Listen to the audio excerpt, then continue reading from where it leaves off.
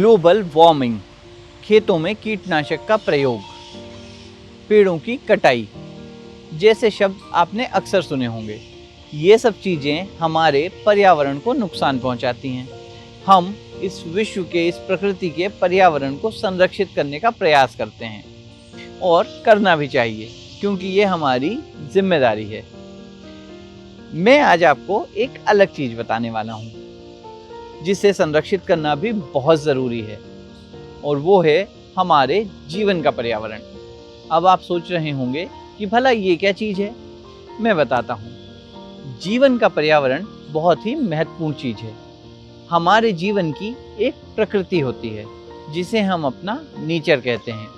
ये एक पूरा पैकेज होता है जिसमें हमारी भावनाएं, हमारे सोच विचार, किसी काम को करने का ढंग या फिर हमारा किसी चीज़ के प्रति नज़रिया, इन सब चीज़ों का कॉम्बिनेशन ही हमारा नेचर है, यानी हमारी जीवन की प्रकृति। और हमारे जीवन की इस प्रकृति को, इस पर्यावरण को संरक्षित करने की जिम्मेदारी हमारी है। हम चाहें तो अपने जीवन के पर्यावरण को उजाड़ कर रेगिस्तान बना सकते हैं, और अगर हम चाहें तो इसे संवार कर गुलिस्तान बना सकते हैं। अब निर्भर हम पे करता है कि हम अपने जीवन के पर्यावरण को किस दिशा में ले जाना चाहते हैं। हमारे जीवन के पर्यावरण में एक महत्वपूर्ण हिस्सा है हमारा मन। हमारा मन जीवन में एक खाली जमीन की तरह होता है। ये जमीन इतनी उपजाऊ होती है कि इसमें किसी भी तरीके के बीज को ये तुरंत पौधा और पौधे से पेड़ बना देती है।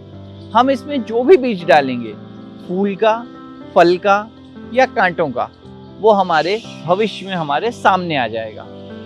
कई बार हम हमारी किसी बात को नहीं मानने के कारण, किसी वैचारिक मतभेद के कारण, हमारी इच्छाओं की पूर्ति नहीं होने के कारण, या फिर पूर्वाग्रह से ग्रसित होने के कारण, किसी व्यक्ति, किसी विचार या किसी परिस्थिति के कारणवश हम नकारात्मकता के बीज अपने दिमाग में बो देते हैं। अब चाहते और न चाहते हुए भी वो बीज अगर हमारे मन की जमीन पे पड़ गया है तो उसका पेड़ बनना तय है। जब वो पेड़ अपना मूल रूप ले लेता है तो हमारा जीवन नकारात्मकता से घिर जाता है। उस व्यक्ति के प्रति, अपने परिवार के प्रति, अपने ऑफिस के प्रति, कहीं भी अगर हमने नकारात्मकता का बीज बो दिया तो उसका पेड़ हमें भविष्य में तकलीफ देता है। और अगर हम रिश्तों में सकारात्मकता के बीज बो देते हैं तो हमें फुलवारी मिलती है, फल मिलते हैं, फूल मिलते हैं और खूबसूरत रिश्ते मिलते हैं। तो याद रखिए कि आपके जीवन में जो मन की ज़मीन है वो बहुत उपजाऊ है, और अगर आप इसमें जो भी बीज बोएंगे वो भविष्य में आपको सामने देखने को मिलेगा।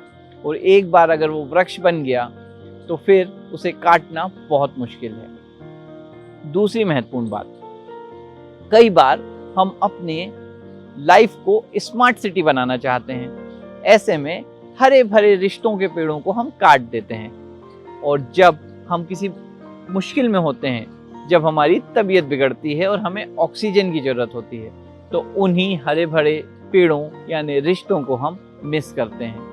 तो ऐसी गलती मत कीजिए। रिश्तों को संभाल कर रखिए। हमारे रिश्ते हमारे जीवन की ऑक्सीजन है, और जब तक ऑक्सीजन हमारे पास रहेगी तब तक जीवन अच्छे से चलता रहेगा। अब आप सोच रहे होंगे कि हम नकारात्मकता नहीं चाहते, फिर भी अपने आप ही नकारात्मकता हमारे पास आ जाती है, हमारे दिमाग को घेर लेती है और अनचाहे दृश्यों को हमारे आगे घुमाने लगती है। ऐसा इसलिए होता है क्योंकि जब हम आत्मग्लानि में हों, किसी व्यक्ति से नाराज हों, या फिर हमारी इच्छा का कोई काम नहीं हुआ हो, तो हम उस बात को बाहर निकालना चाहते हैं।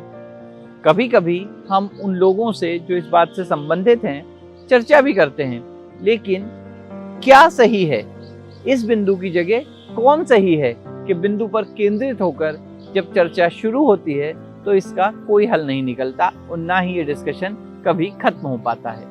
ऐसे में कई विचार, कई भावनाएं, कई बातें हमारे दिमाग में दबी रह जाती हैं, और यही काम करती हैं उन नकारात्मक बीजों का, जो उस व्यक्ति, परिस्थिति या फिर पूर्वाग्रह के कारण हमारे मन में नकारात्मकता का पौधा उत्पन्न कर देती हैं।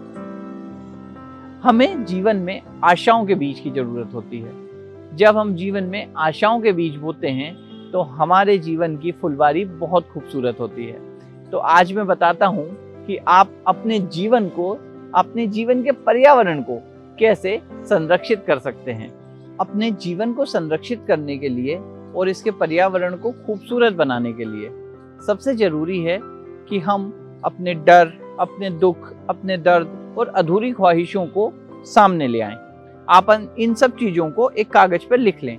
अगर आप इन्हें नहीं समझ पा रहे हैं तो अपने किसी दोस्त, परिवार के किसी सदस्य या काउंसलर का सहारा लें और अपनी इन सारी भावनाओं को एक कागज पर उतार दें। जब आप इन सब चीज़ों को पढ़ेंगे तो आप पाएंगे कि अधिकांश चीज़ें ऐसी थीं जिनका आपके वर्तमान जीवन से कोई संबंध नहीं, और ये आपके मन में पड़े पड़े नकारात्मकता के पौधे उत्पन्न कर रही थी।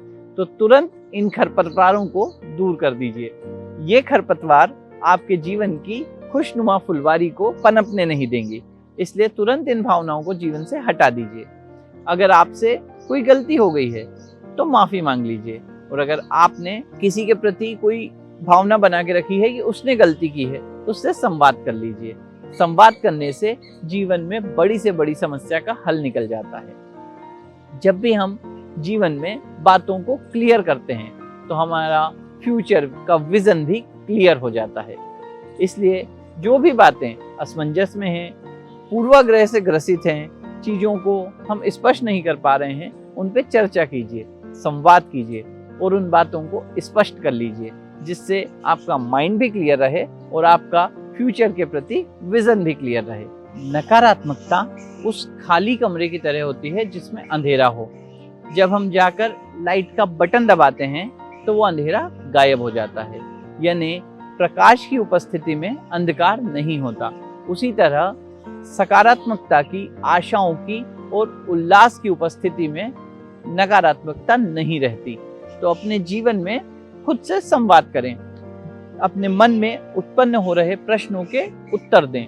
अगर जरूरत लगती है तो अपने दोस्तों से, परिवार से विचारों को साझा करें और अपने मन में आने वाली हर भावनाओं का उत्तर देना शुरू कर दें। जब आप ऐसा करेंगे तो आपके मन में उत्पन्न होने वाले नकारात्मक विचार धीरे धीरे खत्म होते जाएंगे और आपको अपने मन में एक खाली जमीन नजर आएगी। बस यही सबसे सर्वश्रेष्ठ समय है सकारात्मकता के, आशाओं के और उल्लास के बीज को बोने का। आप अपने जीवन में आशाओं के बीज बोएं और आप पाएंगे कि आपके जीवन की फुलवारी कितनी खूबसूरत हो जाती है। हमारे जीवन में सबसे बड़ी ताकत हमारी इच्छा शक्ति है, लेकिन हम अपनी इच्छा शक्ति को समझ नहीं पाते और कभी कभी संभाल भी नहीं पाते। हम अपनी इच्छा शक्ति को जिस दिशा में लेके जाएंगे वो हमारे जीवन को भी उसी दिशा में मोड़ देगी।